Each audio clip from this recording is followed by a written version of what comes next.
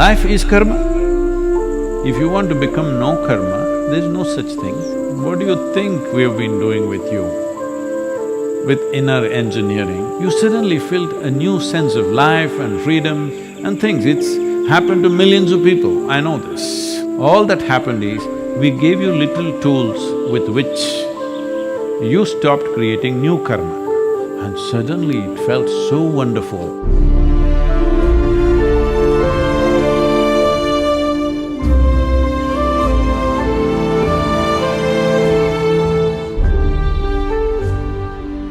There are many ways to look at this. How do I perform activity? Karma means, let us understand this, karma does not mean just doing something in the world alone. You sit here, you're performing karma, karma of sitting here. Body is functioning, it's breathing, taking in oxygen, leaving carbon dioxide. The tree is blessing you because you're letting enough carbon dioxide out. Suppose that also you stored in yourself and made a diamond so that you could give it to somebody. No, carbon, no? Fine. Then the tree would look at you and say, what kind of a lout are you? Even carbon dioxide you're not letting it out, that's one kind of karma, I'm telling you. So if you sit here and breathe, as far as the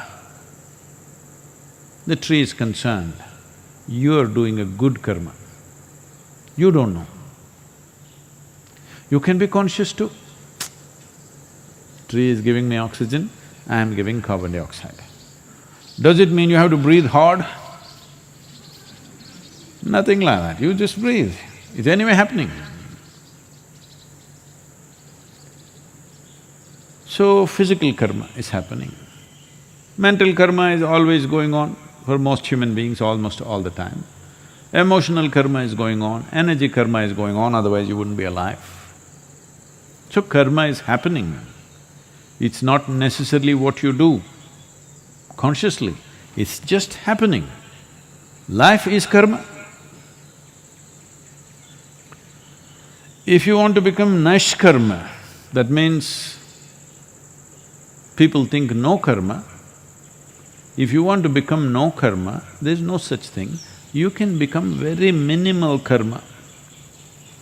So is a couch potato nishkarma? No. Lethargy is a tremendous amount of karma because it takes lot of work to be lethargic.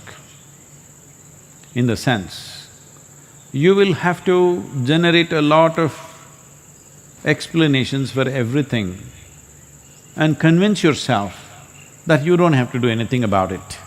Right now, there is virus going on, somebody is dying around you. You have to do something within yourself not to respond to that. Otherwise, it's natural for you to respond to it. So, being a couch potato is not nishkarma.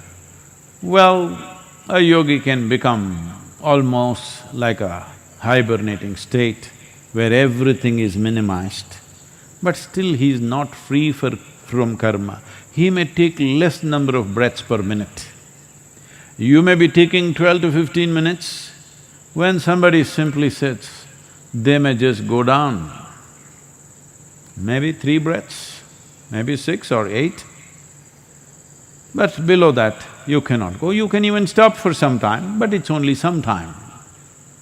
If you stay without a breath, not by holding, just by lowering the metabolism, then slowly a different level of karma will begin to pick up momentum in the body. When it picks up, anyway it'll breathe. Again it may go into breathless state, again it'll come back. So this way you can minimize, but still you're not free. You will have to get up to drink little water or put something in your mouth. When you put something in, something has to go out. All these things are karmas. So what is the way to handle this? Well, what do you think we have been doing with you? with inner engineering, what do you think it is? It is simply this. Many of you, almost all of you, when you did even the online inner engineering program, you still not yet done any practice. Or you went through the program, first 2 days, no practice yet, we're still talking to you. Suddenly, after 2 days, you suddenly felt a new sense of life and freedom and things. It's happened to millions of people, I know this. Suddenly you light up. Not because all your old karma went away, just those 2 days you did not create too much fresh karma. Suddenly it's feeling so light and wonderful because you're not creating unnecessary burden upon yourself. So what was the trick? There are various aspects, let me not go into all that now. The simplest thing is this, your ability to respond. See, whether I should do something or not, if I think about it, right now, many people are struggling with this. Let us say, somebody around, somewhere close, fortunately it's not come to our panchayat area yet, we are managing it in a very tight way, no infections anywhere close by. So in Coimbatore there are some. So let's say somebody is infected there, now should I do something or not? No, why should I do? Other people will do. Who are those other people? We don't know, he must have a family, let them do. But if we just put up that man's suffering in front of you, you will have to do lot of work not to do anything.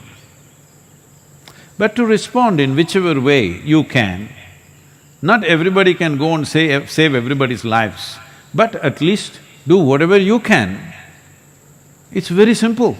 The amount of karma you have to do, mental karma, will come down dramatically within your mind simply because your response has become indiscriminate. Indiscriminate in response, but not indiscriminate in action, because you cannot afford to be indiscriminate in action. In action, you are always discerning because action requires physical capability, energy, intelligence, means to do it, time to do it, many things are involved. And these are all limited commodities. Nobody can do indiscriminate activity. If they do indiscriminate activity, they will die very soon. And that is also a bad karma. Yes, it is. Activity is not indiscriminate, but our response is indiscriminate. Wherever it is, I would like to do something, if possible, everything that's possible we'll do. For what is not possible, we at least have a little intention. Just because of that, you came to the program and you felt such a sense of freedom. People have been asking me, Sadhguru, how will the online program work without the practice? I want you to know, before you came for the Shambhavi initiation, already you were feeling fantastic. Simply because you stopped creating fresh karma. Old karma did not go away in those 3-4 days. Just that new load is not happening. For the old karma, actually just living is enough. Sitting here, breathing, living, heart beating is good enough to start dissolving the old karma. A few things need a little more nudge, but most of the things will just go away. If you simply sit here, breathe, live, heart will beat by itself, you don't have to do anything, or are you doing… Some of you think you are doing everything. The whole issue with people when it comes to their health and whatever, because everybody is an internet doctor now, you know, they've done a lot of research. Doctors are having hell, because every patient who comes knows more about the damn thing then the doctor is supposed to know. Doctor knows something more profound because he spent 9–10 years studying and experience of treating people. But these people looked it up. After they came to know they have this particular ailment, last 3 days they looked up everything that's on the internet. And now all kinds of questions, they go with their own prescription. Please give me this drug, other drugs I will not take. Whole lot of them coming to doctors and saying, I will not take this drug, I will take only this. This is supposed to be a very educated patient. A highly educated patient means you are going to be a lifelong patient, you need to understand. Yes, if you become a lifelong doctor, it's a good thing. You become a lifelong patient, very qualified patient, what is the point of that? This is simply because you think you're doing this, tuk, tuk, tuk, you have to do. You have to check how many beats are happening, everybody's wearing a band. Well, people ask me, Sadhguru, you must go through one master checkup, you must have this. I say, what? Every year I'm trekking in the Himalayas, I'm in Tibet, I'm going to Kailash. It's my stress test. If I don't make it, you bury me in Himalayas, that's all. Otherwise, you live. Because you pay little attention to yourself, you know what's happening. Well, if you notice something is wrong, then you go to the doctor and maybe get little more qualified advice on that, that's different. But all the time being worried, what is happening, this itself is sickness. Too much concern about health itself is sickness and it's a terrible karma. This karma will have an enduring effect on you. So this is all that happened in the first 3 days of inner engineering, online or otherwise. All that happened is, we gave you little tools with which you stopped creating new karma. And suddenly it felt so wonderful. You did that little homework, okay? Little homework. What happened today? 5 things to write down.